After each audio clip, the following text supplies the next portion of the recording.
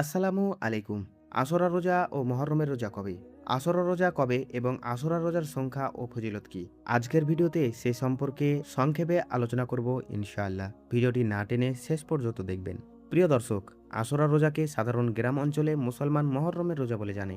এ রোজা প্রতি বছর আরবি মুহররম মাসের ৯ ও ১০ তারিখে রাখা হয়। এবছর ২০২৬-এ ভারত, পাকিস্তান, বাংলাদেশ ও আশেপাশের এলাকাগুলিতে ২৫ এবং ২৬শে জুন বৃহস্পতিবার ও শুক্রবার আশুরা বা মুহররমের রোজা হবে। আর সৌদি আরব ও আশেপাশের দেশগুলিতে ২৪ ও ২৫শে জুন বুধবার ও বৃহস্পতিবার রোজা হবে ইনশাআল্লাহ। আশুরা উপলক্ষে দুটি রোজা রাখতে হয়, ৯ মুহররম এবং ১০ মুহররম। আব্দুল্লাহ ইবনে আব্বাস রাদিয়াল্লাহু তাআলা আনহু বর্ণনা করেন, যখন রাসূল সাল্লাল্লাহু আলাইহি সাল্লাম আশুরা রোজা রাখলেন এবং অন্যদেরকে রোজা রাখার নির্দেশ দিলেন, লোকেরা বলল, হে আল্লাহর রাসূল সাল্লাল্লাহু আলাইহি ওয়াসাল্লাম, এটি তো এমন দিন যাকে ইহুদি ও খ্রিস্টান বড় সম্মান জানায়। তখন রাসূল সাল্লাল্লাহু আলাইহি সাল্লাম বললেন, আগামী বছর এদিন আসলে আমরা নবম দিনেও রোজা রাখবো ইনশাআল্লাহ। বর্ণনাকারী বলেছেন, আগামী বছর আসার পূর্বে রাসূল সাল্লাল্লাহু আলাইহি ওয়াসাল্লামের ওয়াফাত হয়ে গিয়েছে। আতা বিন আবি রিবা রহমাতুল্লাহ আলাইহি বলেন, নিশ্চয় তিনি ইবনে আব্বাস রাদিয়াল্লাহু তাআলা আনহুকে বলতে শুনেছেন, তোমরা মুহররমের ৯ ও ১০ তারিখের রোজা রাখো এবং ইহুদিদের বৈপরীত্য করো।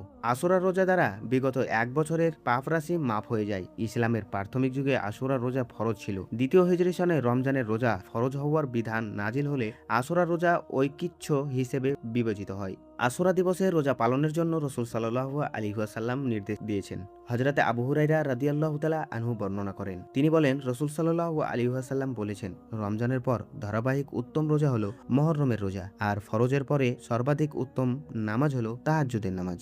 মুহররম ও আশুরা রোজার ফজিলত প্রসঙ্গে রাসূল সাল্লাল্লাহু আলাইহি ওয়াসাল্লাম বলেছেন, এই আশুরার দিনে রোজা রাখার কারণে আল্লাহ তাআলা বান্দার বিগত এক বছরের গুনাহসমূহ মাফ করে দেন। আল্লাহ তাআলা যেন আমাদেরকে এই মুহররমের দুটি আশুরা রোজা রাখার তৌফিক দান করেন। আমিন সুম্মা আমিন। ভিডিওটি যদি ভালো লেগে থাকে তো একটি লাইক করবেন এবং বন্ধুদের সঙ্গে বেশি করে শেয়ার করবেন। আর আমাদের চ্যানেলে যদি নতুন হয়ে থাকেন, এরকমই সুন্দর সুন্দর ভিডিও পেতে, আমল, দোয়া, ফজিলত এইসব ভিডিও পেতে আমাদের চ্যানেলটি সাবস্ক্রাইব করে আমাদের সঙ্গে থাকবেন। দেখা হবে পরবর্তী ভিডিওতে। আল্লাহ হাফিজ।